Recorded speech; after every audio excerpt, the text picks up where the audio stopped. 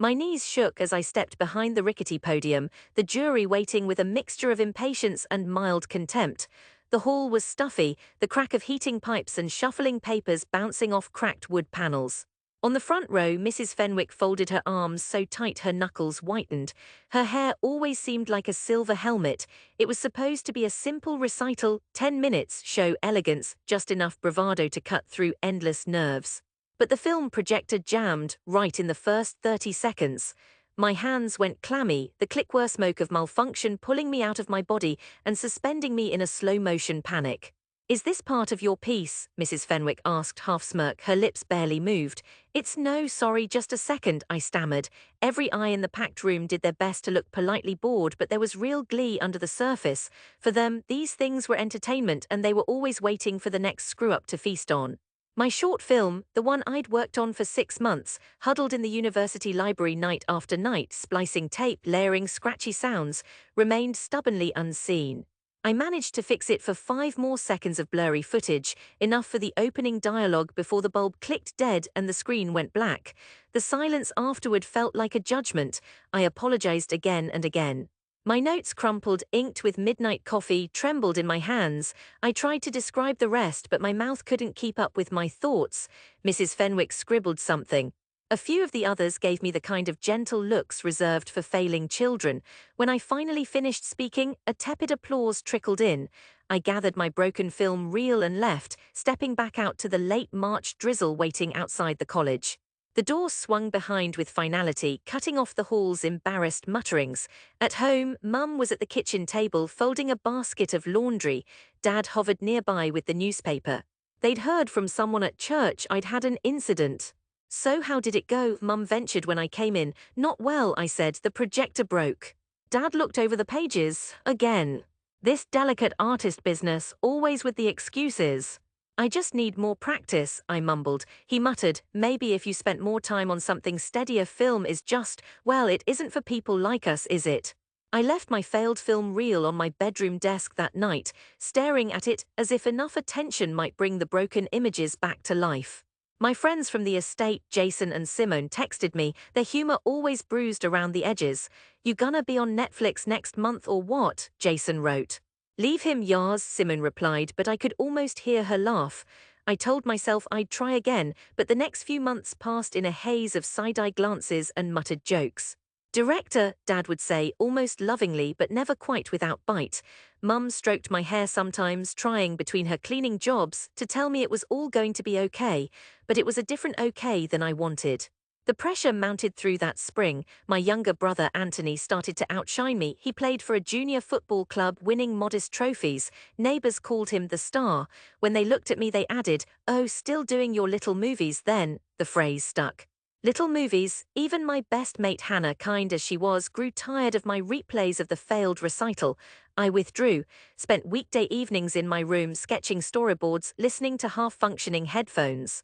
I watched old tapes I'd found at charity shops, Krzysztof Kieslowski, Lynn Ramsay, anything strange, anything not glossy or British or mainstream. In that darkness beneath my posters and plaster cracks, something raw and necessary kept flickering beneath the ruins of my pride. But every attempt to restart fizzled. I signed on for dead-end jobs, cinema usher, delivery driver, a barista for 3 weeks that ended with my clumsy hand dumping a cappuccino in a banker's lap. Each paycheck went to cheap film stock, second-hand camera bodies from eBay or batteries that didn't last. On nights out, friends ribbed me for working on the next blockbuster, then grew tense when I started talking honestly about what mattered to me. It became harder to admit I cared at all. Yet sometimes, in the middle of watering rows at my mum's allotment or scrubbing trays at a fried chicken shop, small images struck, how the saliva caught the streetlight in a couple bickering on the bus, or the wet sound of rain on pavement, or an old man's trembling hands pulling scratch cards. Those moments dug trenches in my mind, demanding attention. There was a story in every ragged hour, one that only film could truly catch. By 23, rejection and fatigue etched deep grooves into me. I'd sent short films to local festivals, and the emails always sounded the same. "While we greatly admire your passion, we regret to inform you." The worst was reading the published reviews afterward, skimming for a line or mention, anything to suggest I'd been seen. The festival crowds never remembered my name. Worse, Dad took to telling anyone in the pub about Anthony's goals, sliding over the question of his eldest son by changing the subject or raising another pint. Mum worried in silence. She packed jam sandwiches and little notes in my lunch bags when I started working night shifts, her love showing up only in the quietest, saddest details. That autumn, I discovered the warehouse. It was abandoned, train yards close by, broken tiles and stained brick archways stretching off into the dark. I started sneaking in after work with my battered cannon and a few mates from the estate, bribing them with Guinness and biscuits to act for me, letting them improvise dialogue and stumble around the ruin. There was no script, just fragments, close-ups of eyes, stained boots, nervous hands passing stolen cigarettes. I edited in cheap cafes after, headphones in, fighting over wobbly Wi-Fi. The finished product, if it could be called that, was just 27 minutes long, unpolished, jittery. It was both too bleak and too soft, the city pressing around its characters like a wound that refused to seal. I uploaded it to a website I barely understood. One morning an email arrived. A programmer from a tiny independent festival in Glasgow had found it. They wanted to screen it. My hands shook as I told Mum. A film festival? She asked, genuinely surprised. Dad smirked. What in Scotland? Long way to go to not make money. But something changed then. I scraped the night train fare. Sit down, knees pressed to the rucksack, a window full of headlights and grey countryside. At Glasgow the crowd was small but real. I watched them as the film flickered. No laughter, no ridicule, only silence, then a slow, honest applause. Someone clapped me on the back after, asked if I had more coming. In the hotel I stared at the ceiling, the feeling unfamiliar, a humming hope, not joy but the start of something. More nights, more jobs, more time pretending not to care at home. The family routine stayed the same. I was a ghost with a camera, barely present. I started meeting others online, independent filmmakers just as broke and stubborn, who understood what it was to keep creating even as days ground them down. We traded editing tips and sound bites, Skype calls running long into the night. For 2 years, my world narrowed to the rooms I filmed in and the faces of those who believed. None were family. None were the people at church or on our estate, neighbours who once babysat me and now crossed the street. Then one winter night back in London, the impossible happened. I won a grant, £8,000, the most money I'd ever imagined for anything I'd made. I remember the email's blue text glowing on my screen as the radiators clunked behind me. This was different, a national competition, a jury with critic names I'd only read, not the polite kid glove pity of school or tiny fests. I poured everything into the next film. I borrowed a half-broken microphone, begged 2 actors, a DJ and a hairdresser, to play the leads, spent weekends hurrying across tube lines with tripods and duffel bags. We filmed in council flats by moonlight, in corner shops at dawn. I chased rain for the right light throughout scripts when scenes fell flat, begged for 1 more hour when security tried to kick us out. The actors snapped at me sometimes, the tension threatened to break us all, but something new grew stubborn inside me, a sense that maybe, finally, I deserved to be doing this. I skipped Christmas that year, sending a short message to Mum, sorry, can't make it. Dad's response, nothing, I missed them but couldn't risk losing the chance. I finished editing in the last week of February, scrubbing hissing audio and fumbling over color correcting until my eyes burned. It got in. The film wasn't just accepted, it played at a major London festival, the screenings at the Barbican, not some afterthought in a scout hut.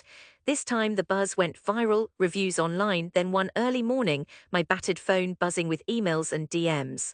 Have you seen this? Simone wrote, her message attached to a Guardian review. I'd been called raw, startlingly honest, a filmmaker to watch. Even Jason texted, blimey mate, I can't believe you bloody did it. The festival press asked for interviews. Invitations to panels arrived. I took deep breaths in green rooms, hands refusing to stop trembling as I tried to memorize anecdotes half remembered from years of failure. The press called up the local boy done good angle and suddenly old faces, from the estate, the primary school, football parents, emerged from nowhere. Some left comments on my posts or sent shy, stumbling messages. My family heard first through a neighbour. Christine, who lived 2 doors down, knocked on Mum's door. Did you hear, that's your Reese, right, on the telly? Mum called the same night. Are they talking about my boys? They are, Mums. The festival arranged a special screening in my home borough, something about community roots. My stomach churned at the prospect, but I couldn't say no. I told myself this was what I wanted, a return, a homecoming laced with proof.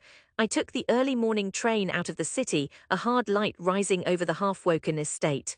The screening was set for the Baptist Church Hall, a place I'd avoided for years because that's where the laughter strung most sharp. The committee hung banners, set up 30 blue chairs, and rented a screen so white it made the room look anemic. I stepped in early, the family waiting in the foyer. Mum hugged me so tight I struggled to breathe. She looked older, her hair streaked thinner. Dad offered a stiffer nod. Anthony punched my shoulder. "Didn't think you'd remember us, big shot," he whispered. "I never forgot," I said and meant it. When showtime came, the room packed quickly. Hannah waited at the back, her toddler on her hip. Jason arrived late, looking just as bewildered as I felt. Neighbors trickled in, some with kids, some trailing church friends, all scanning the hall for a glimpse of what had changed. The lights fell. The opening frames rolled out. My film filled the whole wall. No projector stutter, no breakdown, just those familiar places transformed. Late buses, alleyways, faces I'd grown up with, now mythic in color and grain. The dialogue was raw, the soundtrack scraping against every cliché. I watched them all as much as I watched the film, husbands tightening hands, mothers flinching at moments they recognized. A few cried. A couple of the old men from the allotment whistled low, respectful. Mum squeezed my hand until the blood in my fingers sang. As credits scrolled, applause rose, uncertain at first but gathering weight. I caught Dad's expression, eyes watering, jaw set stubborn, the way it got when he pretended he hadn't just cried. Some of the same jury members from my college days came to the front, older but unchanged in posture. Mrs. Fenwick, her helmet of hair highlighted by the projector's afterglow, walked over. She looked at me for a long moment, lips pressed tight. "Reese," she said, "it seems you've grown up." For the first time, she sounded proud. After the flood of people pressed close, the men who called me Artefati shook my hand, their faces sheepish. Simon and Jason shoved to the front, both laughing, both a little teary.